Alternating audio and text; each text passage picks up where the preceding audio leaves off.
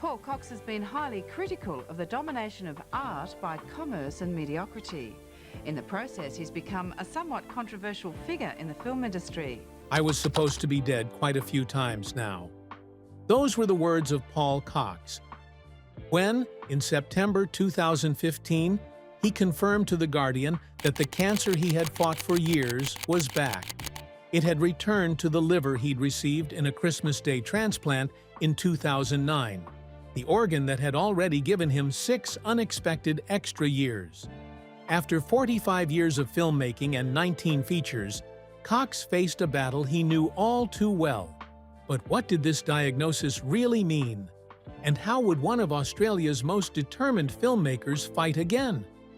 Join us as we uncover what this means for Paul. The constant battle. Paulus Henrique Benedictus Cox had always fought to survive. The first 5 years of his life were spent in a war zone, with the smell of death hanging low over a broken city, a reality that the adults around him refused to discuss once it was over. But that lodged itself permanently in the part of him that would later make films about mortality with such fluency that critics struggled to explain where the lack of sentimentality came from. He knew where it came from. He had been 4 years old when German soldiers entered his family's home looking for his uncle. He had been evacuated and had watched civilians die from suffocation, bombing, and starvation. The war did not give him trauma in the clinical sense. It gave him a framework. Life was fragile, death was nearby, and the time in between was not to be wasted on things that did not matter. His father, Wim Cox, was a documentary filmmaker whose career had been destroyed by the war and its aftermath. Post-war accusations of collaboration with the German occupiers brought repercussions on the family, including the seizure of all filmmaking equipment, ending Wim's career in the medium before Paul was old enough to know what a camera was. The bitterness that followed shaped the household, and eventually, the son's decision to leave it. In 1963, Paul Cox arrived in Australia as an exchange student and returned to the Netherlands the following year. But the Australian light had done something to him that he could not undo. In 1965, he came back and stayed, settling in Melbourne with the specific certainty of someone who does not entirely understand why they are doing something, but knows it is correct. He was 25 years old. He had no job. He had a camera and a reputation in the Netherlands as a photographer. He rented a shop and dwelling on Punt Road in South Yarra and turned it into a photography studio, shooting portraits and commercial work, and building the kind of local reputation that allowed him, by the early 1970s, to found the Photographers Gallery and Workshop in Melbourne, one of the first dedicated photography spaces in Australia. He taught photography at the Prahran College of Advanced Education, and when the college launched a cinema course, he enrolled in it for the most honest reason he ever gave for anything. He had to stay one step ahead of his students. So what happened when a Dutch photographer with no film training and no industry connections decided to start making movies in a country that barely had a film industry yet? The filmmaker nobody saw coming. The first film Paul Cox made was a short called Matuta, an early morning fantasy shot in 1965, the same year he arrived in Australia permanently. He made it a hobby while photography was still his profession, which was precisely the logic he later said produced his best work. As soon as it becomes a profession, a degree of compromise comes in. Photography was the profession. Filmmaking was the thing he did with complete freedom because nobody was paying him to do it yet. That logic held throughout his career. When the money eventually arrived, he kept it small enough that the freedom stayed. His first 3 features, Illuminations in 1976, Inside Looking Out in 1977, and Costas in 1979, concerned the experience of European migrants in Australia and were seen by almost nobody. Then came Lonely Hearts in 1982, the film about 2 acutely shy middle-aged people who find each other through a dating agency, and everything changed. The Australian Film Institute called it the best film of the year. It opened in the United States. It arrived in London, New Delhi, and San Francisco, and was received everywhere with the warmth that Australian critics had been somewhat reluctant to offer. Man of Flowers followed in 1983, went to Cannes in 1984, and was called by Roger Ebert one of the most extraordinary films he had ever seen.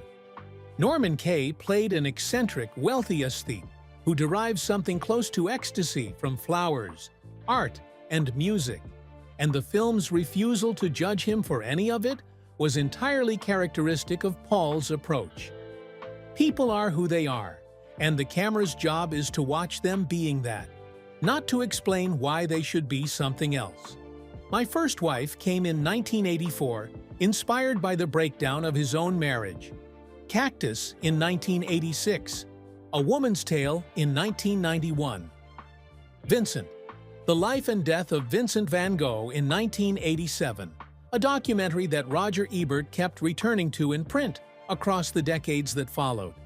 Innocence in 2000, 19 features across 40 years, nearly all of them made on budgets that major studios spent on single scenes. Nearly all of them about the interior lives of people the film industry did not normally consider interesting enough to center. The Australian film industry, for its part, had complicated feelings about Paul Cox. He was critical of it.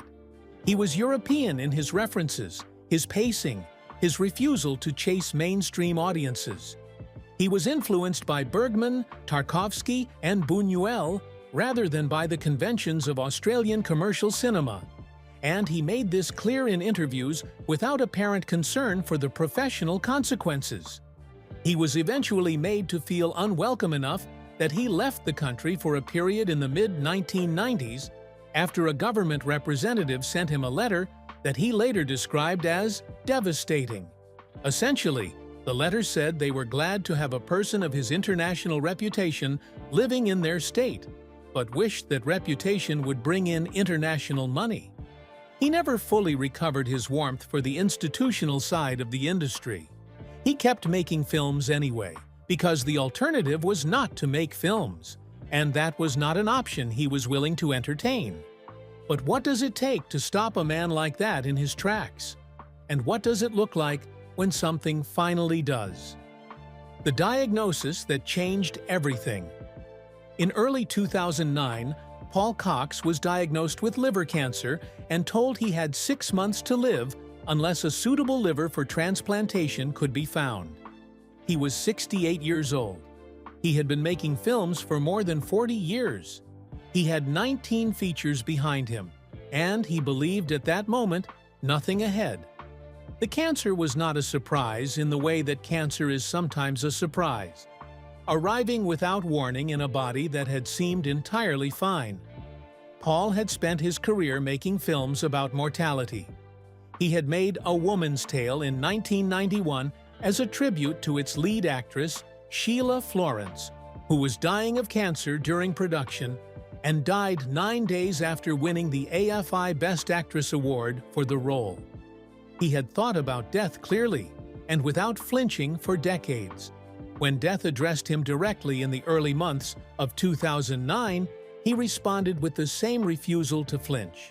He wrote, "While the treatment was ongoing, while the waiting was ongoing, while the 6-month clock was ticking and the months were passing without a suitable donor appearing, he kept a diary of everything: the diagnosis, the chemotherapy, the hospital ward, the nurses who treated him with a specific kind of institutional kindness that he wanted documented, the doctors who told him things he needed to know and things he was not sure he wanted to know. The way time moves differently when you are waiting for someone to die so that their organ can save your life." He trawled the bookshops looking for something honest to read about the experience and could not find it. So he wrote it himself. 7.5 months after the diagnosis, with Paul near death and no donor found, a phone call came on Christmas Day, 2009. A liver was available. He sat down to what he feared would be his last Christmas dinner. and took the call that would change everything, then went to the hospital to receive the organ that kept him alive for 6 more years.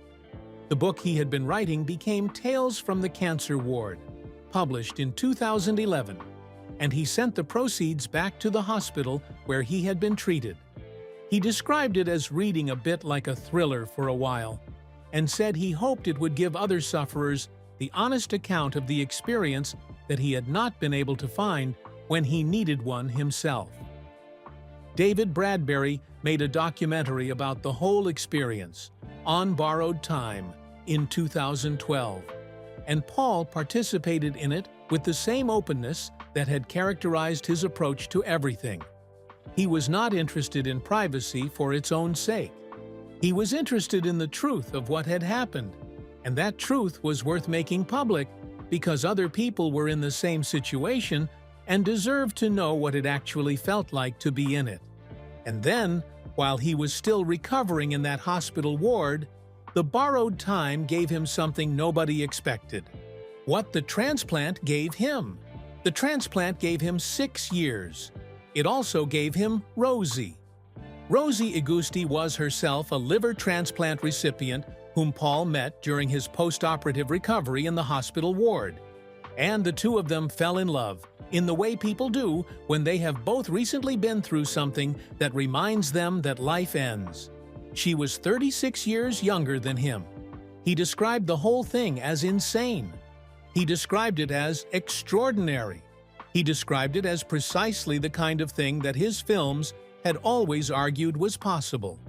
The idea that love did not have a correct age or a correct circumstance, that it arrived when and where it arrived, and the appropriate response was to receive it, rather than to explain why it was inconvenient. Together, they repurposed part of Paul's sprawling Albert Park home in Melbourne and turned it into a cafe called Vincent's Place, named after Vincent van Gogh, the subject of his celebrated 1987 documentary, and after the patron saint of his adopted country's emotional geography. The house itself was a story.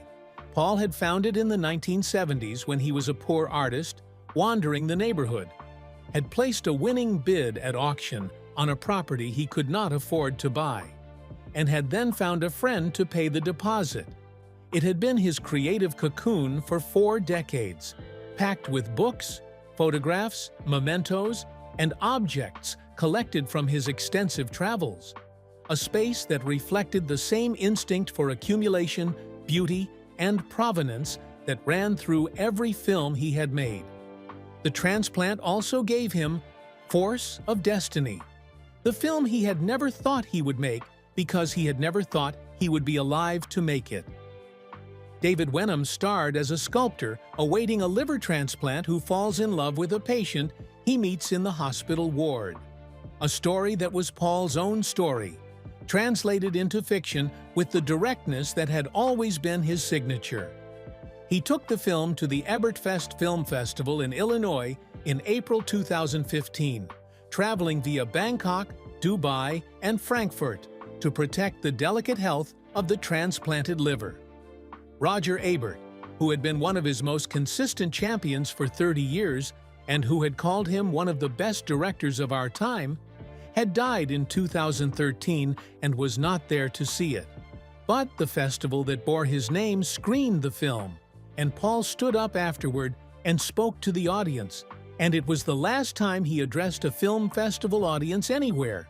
So why had the Australian film world been holding its breath since August?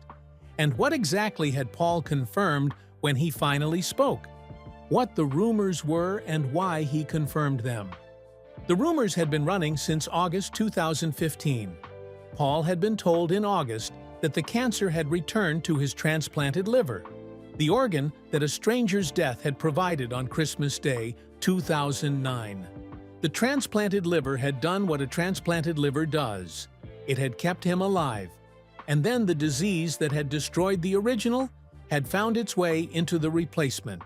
He described it simply, "The cancer came back and went into my new liver. That really hurt me. Not I am frightened. I cannot believe this is happening. That really hurt me." 6 years after the diagnosis, that was supposed to kill him in 6 months. After the transplant, and the book, and the documentary, and Rosie and Vincent's Place, and Force of Destiny, and the Abertfest, and everything else the borrowed time had contained. The rumors that had been circulating in the Australian film world since August were confirmed in September in a Guardian interview that Paul gave with the same directness he had brought to every interview he had ever given. He was not going to slow down. Medical advice said he should. He ignored it. He had spent 45 years ignoring advice to make safer films, to compromise for commercial appeal, to accept the terms offered by a film industry that wanted something from him he was not willing to give. He had ignored all of it, consistently, and without apparent regret. And he was not about to start listening in the 1 year when it might have mattered most. He resolved to make another film. He began the strenuous process of raising finance for it. He was 75 years old, visibly frail, with cancer in his transplanted liver, and a body that had been through more than most people's bodies are asked to go through. And he was trying to raise money for a film. That is what 45 years of doing the thing on your own terms produces. Not a comfortable retirement and a catalog of safe choices. A man who could not stop, not because stopping was impossible, but because stopping meant becoming someone he had never been. And he was not interested in being that person, even at the end. So what did the end actually look like? And what did Paul Cox leave behind when it arrived? The last chapter and the legacy it left. Paul Cox died in Melbourne on June 18, 2016. He was 76 years old. The Australian Directors Guild confirmed his passing without disclosing the cause, which did not need to be disclosed because the man himself had confirmed it in a Guardian interview in September 2015, with characteristic directness and without any apparent expectation that the world would pretend not to know. His daughter, Kira, wrote on Twitter, "Goodbye, my beautiful daddy. I love you with all my heart and am so very proud to be your daughter." Film critic Peter Bradshaw wrote his obituary for The Guardian. David Wenham described him as unique and said, "There is no one like Paul." Roger Ebert, who was not alive to write a tribute, had already written 1 year earlier, "Of all the people I have met in this life, you seem to care the most." He left behind 19 feature films, 12 documentaries, 3 photography books, 2 autobiographies, and 3 children from 3 different relationships: Tales from the Cancer Ward, Vincent's Place, and Rosie. He left behind a career that had refused every compromise that Australian film funding and studio cinema had tried to impose on it, and that had recouped most of its budgets anyway, quietly and without fanfare, over the 10-year windows that serious film takes to find its full audience. He was named in Philip Adams' list of 100 national treasures in April 2015. Film Victoria described his films as a remarkable time capsule to be valued by generations to come. The Film Society of Lincoln Center in New York held a retrospective of his work. The festival circuits of Istanbul and Calcutta and Telluride invited him. The industry he had criticized for decades recognized in the end what he had done in spite of it. He left behind 45 years of evidence that the things he had believed about cinema were correct. That film is the medium that can penetrate and then project one's inner side. That cinema must have a social conscience. That the potential of the medium could only be realized when directors were given real freedom of expression. That art belongs to the fellow man and not the bank manager. What he confirmed in September 2015 was not only the return of the cancer, it was the confirmation that 45 years of making films on those terms had produced a man who faced the end of his life the same way he had faced everything else in it, with his eyes open, with his opinions intact, and with another film in development that he was trying to raise the money for. The rumors were true. He confirmed them himself, and then he kept working. What part of Paul's story got you emotional the most? Share your thoughts with us in the comments section. Remember to like, share, and subscribe for more. Also, click the next video showing on your screen. You will enjoy it.